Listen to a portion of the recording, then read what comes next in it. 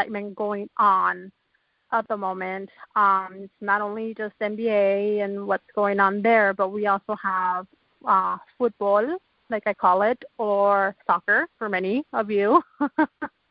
We have the World Cup.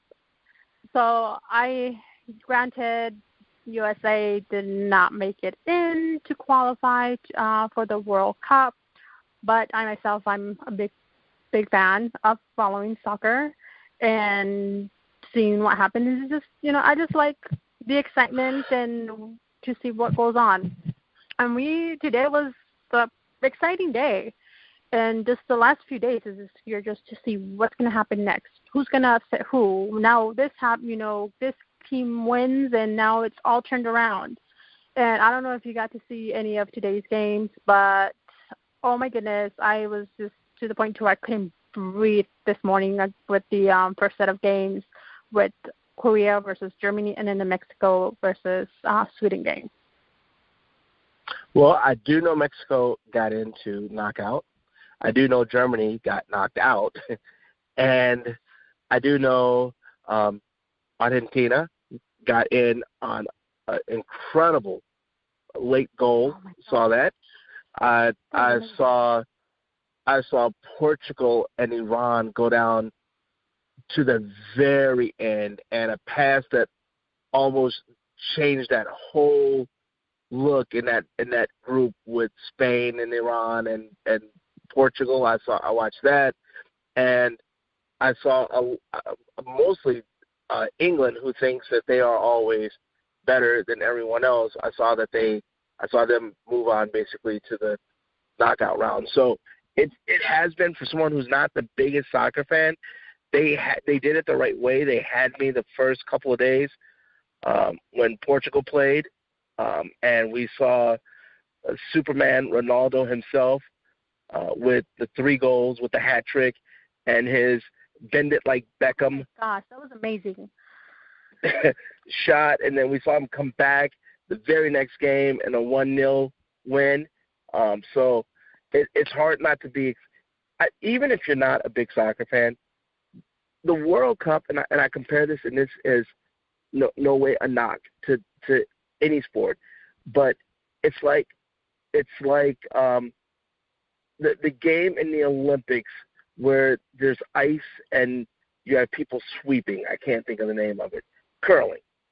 And soccer is obviously way more popular, but you find people that would never watch it because it's in the Olympics. Well, it's the same with the casual soccer fan.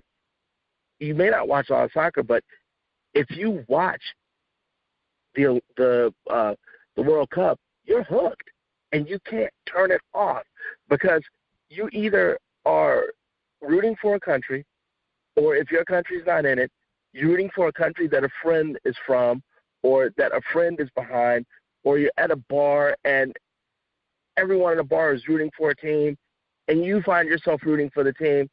And let's just be honest, soccer is the number one sport in the world, with the exception of the United States. And over the next 70 years, that may change. So it's impossible not to get caught up in the World Cup. Literally impossible.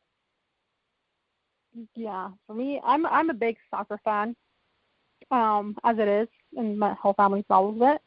But when it comes to the World Cup, it's just a whole other level. And, you're like you're saying, you're rooting regardless of, your favorite team or friends or whatnot, or you're rooting for somebody to win. You're rooting for, like the case today, for if your team is not winning but needs to advance, you're rooting for the other team to lose, or for the other team to knock them out. You're praying for miracles or saying prayers, whatever it is. It's just amazing. And one of the excitements with the World Cup, especially that's been happening this year, is a lot of those favorites are being knocked out early on. And with one of those being Germany. And that has come to a surprise for many. Didn't expect that to see. Argentina was very, very close, but they made it on the very last minutes of moments of the game yesterday. And Brazil was on the verge. maybe haven't been playing possibly their best, but they're a favorite, and will be able to make it in, and they'll, they advance, and it's just been so interesting how those favorites are losing, and those underdogs are going on, or they may be struggling, but they're able to go ahead and, with miracle of another team and helping them push through, be able to advance. It's just, what I'm seeing is just pretty much beyond words, and just I can't believe what I'm seeing. But I am very excited for what's to come in not only the next week, but the next couple of weeks, because we have the World Cup going on to next month on the 15th. But here are some of the games that are happening this weekend: is Uruguay, Portugal, France and Argentina, Brazil and Mexico, Spain and Russia. Those are just in itself just games to follow. Will you be watching? Yeah, I mean, I'm not going to stop watching any of that stuff. I definitely am going to tune in and anytime. Let me say this: anytime Ronaldo is playing, I'm watching. So this is one of the very few times that I actually will sacrifice my sleep when it comes to sports. It's especially the World Cup. I'll wake up at 5 a.m. if it's a team that I want to watch, and one of my favorites like Spain. I that's one thing I don't mind doing, and I think many of us football fans do not mind doing that. Okay, let me go ahead and say this real quick. I only wake up at 5 a.m. to watch one event, and I really truly mean this. It's the early Wimbledon tennis match. That is and you know how much I love basketball. It's the only time I set my alarm to wake up and watch any sporting event. And it's the championship round of Wimbledon that starts at 5 or 5:30 a.m. our time to catch it live. There's no other event I wake up for. But believe it or not, not even hoops.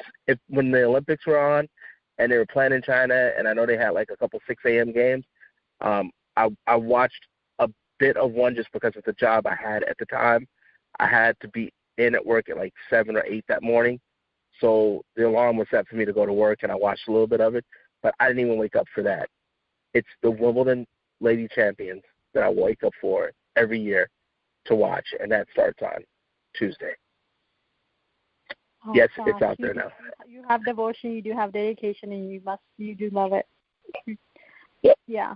No, for me it's soccer. Aside from baseball, it's soccer. That's my other one, especially when it's the World Cup. And I don't know, what are your favorites? If any of them, are they still in to the next round? Do you have any favorites? Not really, per se. I mean, well, I'm about to seem as un-American as you can get. With all the bullcrap that's happened and everything that goes on with Iran, I was kind of pulling for them. With Portugal and Ronaldo, I was pulling for them. I wasn't really pulling for Messi and Argentina that much. England kind of gets on my nerves. But I got a really good friend that is cheering for them, so because of her, I'm kind of pulling for them.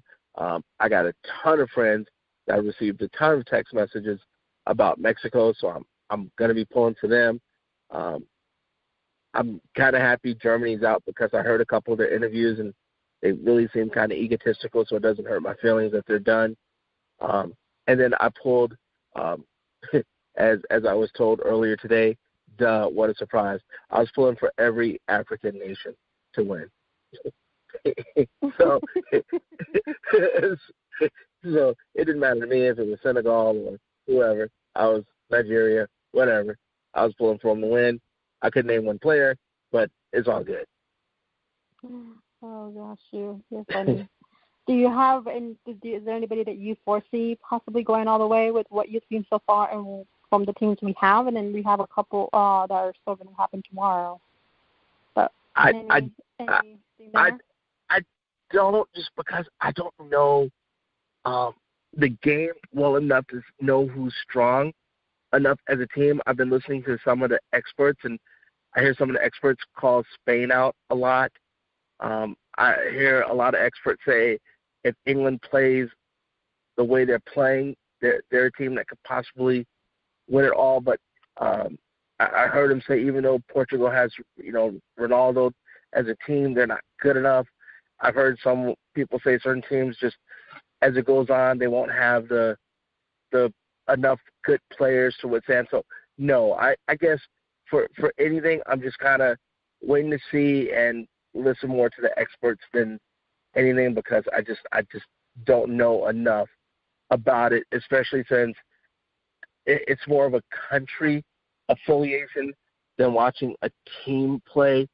Like when you're watching on Sundays and you're watching Man U and Man City and all that stuff, they obviously have the best players on that team. This is more like an Olympic event where, I don't know enough about, if say the United States for whatever reason didn't make it in basketball in the gold medal game, I couldn't tell you if if South Korea was a better team than Italy when it came on the court. I guess I just wouldn't know enough about the players. Right. No, well, for me, of course, one of my favorites, and it's obvious, it's Mexico. So I hope they make it as far as they can. I don't know that I can say that they'll make it all the way. I would love for that, but it's difficult to see because they do play very well. They do have their good games, but also like today, they also have the not so good games. So yeah. I'll be rooting for them, but I do hope that they can make it. They made it the last World Cup. They made it to quarterfinals, I believe. So I would like to see them at least get there and hopefully further. But they are playing Brazil, so that's another game that's going to be very interesting to watch. But another favorite I would like to see go ahead would be Spain. I can possibly maybe see Argentina advancing, and maybe Portugal.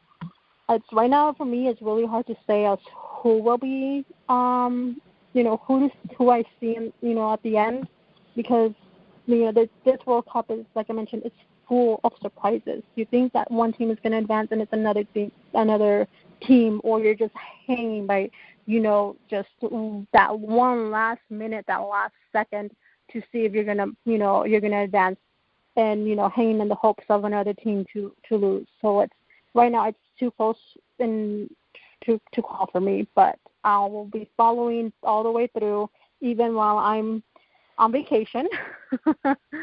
But I'm very, very excited, and I'll be sacrificing a lot of my sleep for it. I hear you. So, but no, nothing like the excitement of it, and it's just amazing. So, don't be surprised if you get some weird cryptic text messages from me over the I'll be ready. next 2 weeks. I will be ready. So yeah. So I'm very excited with what's happening with sports. I'm excited to be back and being able to do our shows again and to have our fans listening in. So anything else before we call it a night and go get some of our beauty sleep before the next football game starts? I know. Just watch out. We are 36 hours away now from NBA free agency. So Friday and Saturday should be really busy, and I'll be on Twitter like crazy as much as possible, getting words out or keeping my ear to the ground for anything I possibly hear. Yeah, it's going to be very exciting with those with that closing in. So I'm very excited to see what happens there, and we'll see. And then that brings up with what will be for our next show, a little bit of covering on that and filling in. So where can we find you and we can follow you?